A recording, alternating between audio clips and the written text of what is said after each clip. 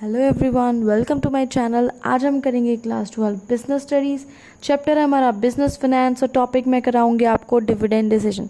So guys, इस channel में हम जितने भी वीडियोस करेंगे वो सभी एनसीईआरटी की बुक्स में से करेंगे। एनसीईआरटी की बुक्स में आपको लाइन बाय लाइन एक्सप्लेन करती रहूँगी। सो स्टार्ट करते हैं अपना topic, what is dividend decision. So अपने फाइनेंशियल डिसीजन जो होते हैं वो 3 है टोटल। तीनों में से सबसे तीसरा डिसीजन और लास्ट डिसीजन है आपका dividend decision that every financial manager has to take relates to distribution of dividend। और इसमें क्या डिसाइड किया जाता है कि हम कितना डिविडेंड डिस्ट्रीब्यूट करेंगे, यानी डिविडेंड कितना देना है और देना भी है या नहीं देना है शेयर होल्डर्स को। बात की उठती है डिविडेंड तो चलो दे रहे हैं, लेकिन डिविडेंड होती क्या चीज़ है। So dividend is that portion of profit which is distributed to share holders. Share holders कौन होते हैं? जैसे कि आपकी एक कंपनी है, आपने शेयर्स इश्यू करे, तो जो लोग आपकी कंपनी के शेयर्स खरीदेंगे और उसके बदले आपको पैसा देंगे वो हो गए आपके शेयर होल्डर्स। तो उन्होंने आपको पैसा दिया, उसके बदले आपको भी तो उनको कुछ देना है ना, ठीक है। तो आप उसके पैसे के बदले उनको डिविडेंड देते हैं, ठीक है। तो डिविडेंड क्या होता है, आप शेयर होल्डर्स को देते हैं और प्रॉफिट में से देते हैं, ठीक है। The decision involved here is how much of profit earned by company after paying tax is to be distributed to shareholders।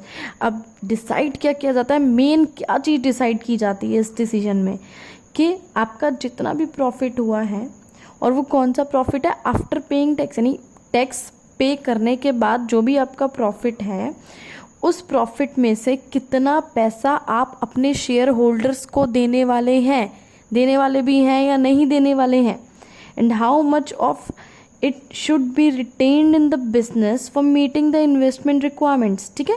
कितना पैसा आप प्रॉफिट में से शेयर होल्डर्स को दे देंगे और कितना पैसा आप रिटेन कर लोगे। रिटेन से इधर मतलब है संभाल के रख लोगे फ्यूचर के लिए, कि भाई फ्यूचर में अगर हमारे पास कोई इन्वेस्टमेंट रिक्वायरमेंट या इन्वेस्टमेंट के लिए कोई प्लान आता है तो हम उस बचे हुए पैसे को, रिटेन्ड पैसे को यूज़ कर लेंगे।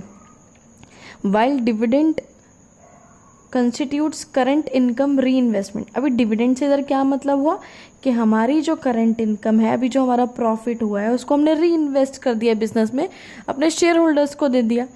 और जो रिटेन्ड अर्निंग्स है उसका मतलब क्या होता है, retained earnings increases the firms future earning capacity, ठीक है।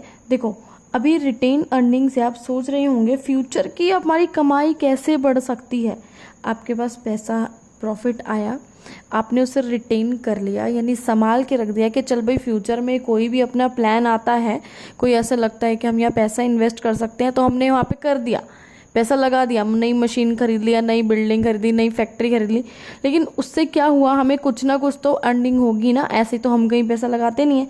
तो रिटेन अर्निंग से एक तरह से इनडायरेक्टली क्या होता है, फ्यूचर में हमारा एक अर्निंग का सोर्स बन जाता है ना।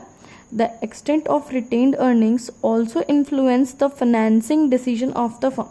अब आप सब सोच रहे होंगे कि जो रिटेन्ड अर्निंग्स है, रिटेन्ड अर्निंग्स हमने जो यानी प्रॉफिट थोड़ा बहुत संभाल के रखा है फ्यूचर के लिए, वो हमारे फाइनेंसिंग डिसीजन को कैसे इन्फ्लुएंस करता है। सबसे पहले ये बता दो फाइनेंसिंग डिसीजन क्या होता है। इस डिसीजन में हम क्या डिसीजन लेते हैं कि कितना पैसा कहाँ से आएगा और कितना आएगा, ठीक है।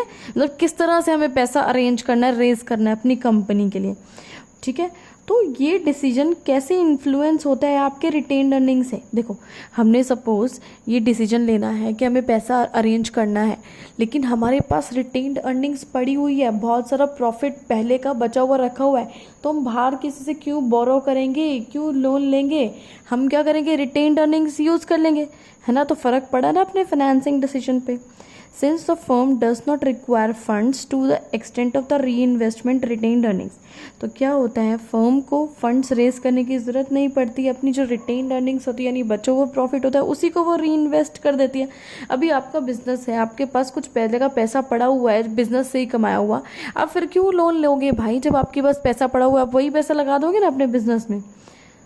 The decision regarding dividend should be taken keeping in view the overall objective of maximizing shareholders' wealth।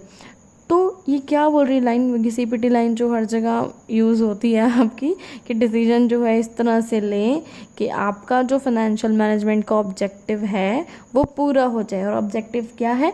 Maximising share holders wealth, यानी डिसीजन इस तरह से लें कि आपके शेयर होल्डर्स की वेल्थ मैक्सिमाइज हो जाए। तो ये छोटी सी बात थी आपकी डिविडेंड डिसीजन, यानी कितना पैसा जो प्रॉफिट है उसको आपको शेयर होल्डर्स को कितना डिस्ट्रीब्यूट करना है और कितना डिस्ट्रीब्यूट नहीं करना है, बचा के रखना है फ्यूचर के लिए। Thanks for watching this video. Please like, share and subscribe.